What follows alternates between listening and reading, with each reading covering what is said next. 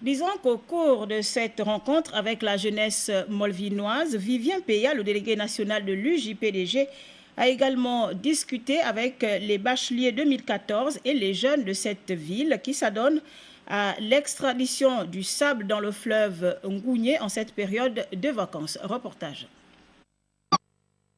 Excellent, 100% confirmé.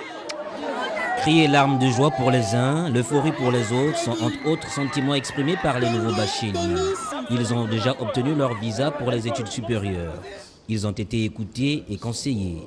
Il est important pour nous de rendre un hommage aussi à ceux-là qui ont porté haut les couleurs de cette province et qui ont sanctionné ces épreuves par une victoire au premier tour.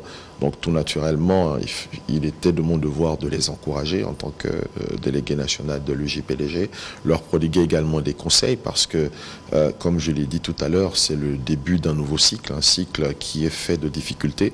Et j'ai invité ces jeunes à persévérer et à maintenir le même cap que dans la première phase de préparation jusqu'à l'obtention de leur baccalauréat. Heureux, le représentant des bacheliers a non seulement apprécié la présence du délégué national, mais surtout les précieux conseils à leur égard. C'est une première, d'abord pour mon bac, ensuite pour le bon discours parce que on est habitué à lorsqu'on vient, c'est un petit boucan et puis tout le monde rentre.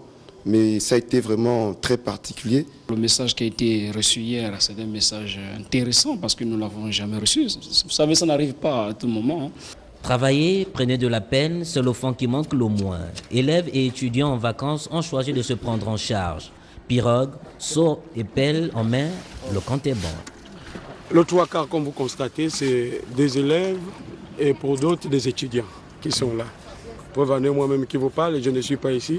Mais quand ce moment arrive, je dois être là.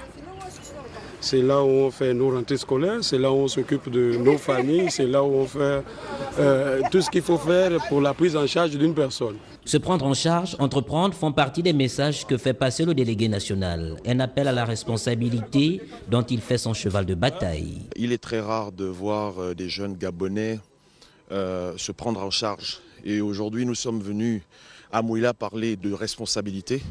Et je crois que nous en avons une preuve aujourd'hui, de voir ces jeunes qui occupent leur temps à travailler et à se débrouiller. Et en tant que délégué national, j'ai voulu moi-même m'entretenir avec eux, toucher du doigt parce que j'ai beaucoup entendu parler des sabliers. Et maintenant que nous avons vu qu'on a touché du doigt, il faut maintenant agir. Ils ont posé des problèmes qui sont sérieux et je crois que les pouvoirs publics doivent prendre leurs responsabilités à ce niveau-là. On ne peut pas parler d'entrepreneuriat, on ne peut pas parler d'autonomisation des jeunes, on ne peut pas parler de responsabilité sans accompagnement.